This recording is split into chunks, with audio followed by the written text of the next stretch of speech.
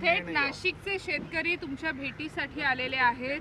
काय नेमकं त्यांचा प्रस्ताव आहे? तुम्ही त्यांच्याशी संवाद साधलेला आहे, काय विषय? शेवटी राज्याचा कृषी मंत्री असल्यानंतर ते शेतकरी आहेत, त्यामुळे शेतकऱ्यांची त्यांची व्यथा एक राज्याचा कृषी मंत्री म्हणून माझ्यासमोर त्यांचं मागणी मांडण्यासाठी ते आलेले आहेत. आणि त्यांचं म्हणणं आहे की जो सिंहस्थ कुंभमेळा 2027च्या अनुषंगाने प्रस्तावित जो नाशिकचा जो रस्ता आहे तो रस्ता आमच्या क्षेत्रातनं जातो आहे. त्यामध्ये अल्पभूधारक क्षेत्र आमच्या अल्पभूधारक शेतकरी आहेत. अल्पभूधारक त्याच्याऐवजी त्यांना दुसरा एक पर्यायी मार्ग आहे, तर तो पर्यायी मार्ग ते त्यांना रस्ता करण्याबद्दल त्यांचं दुमत नाही. परंतु इतर दुसरा पर्यायी मार्ग जर ते रस्ता काढला तर त्या रस्त्याची पण काम मार्गी लागेल आणि आमच्या गोरगरीब शेतकऱ्यांचा अल्पभूधारकांसुद्धा काम मार्गी लागेल ही त्यांची इच्छा आहे, त्यांची मागणी.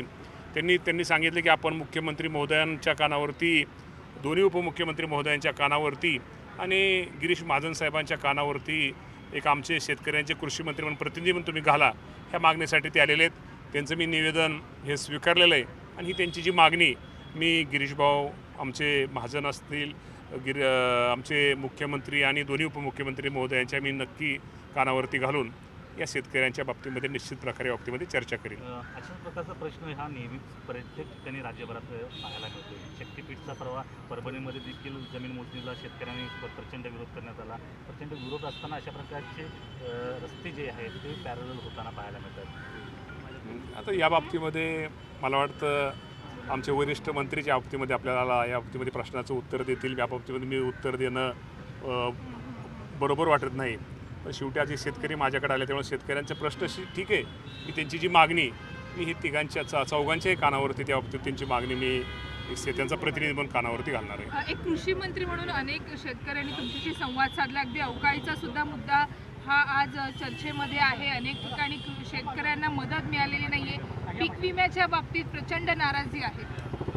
पीक विम्याच्या बाबतीमध्ये आपल्या राज्य सरकारच्या मध्ये आणि राज्य सरकारच्या वतीनं कृषी विभागाच्या वतीनं जी काय काळजी किंवा जो काय कागदपत्र पूर्ण केलेले आहेत, शेवटी केंद्राच्या आता थोडा पोर्टलचा थोडा बिघाड, थोडा प्रॉब्लेम असल्यामुळे ते अडचण आहे.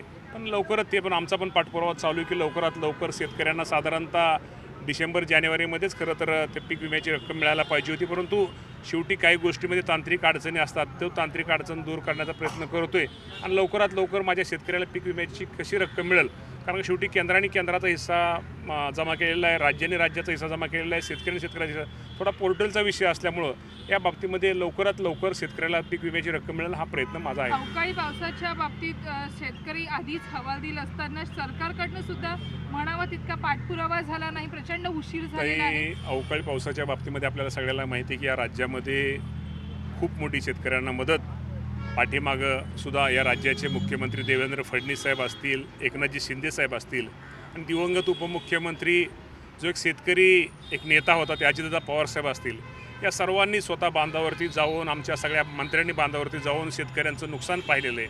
शेवटी शेतकरी अडचणी, शेतकऱ्यांना कशी मदत होईल, शेतकऱ्यांना कसं सहकार्य होईल, ही भूमिका आमच्या सगळ्यांचीच असल्यामुळं ठीक आहे, पाठीमाग काही गोष्टीला उशीर झाला असेल पण जास्तीत जास्त रक्कम देण्याचा प्रयत्न आमचा राहिला आहे. काही गोष्टी चुकीमुळं काय थोडं अडचणीमुळं काय राहिलं असेल पण रक्कम बऱ्यापैकी आमची शेतकऱ्याला त्यावेळेस अतिवृष्टीच्या काळामध्ये ह्या राज्यांनी मदत केलेली आहे.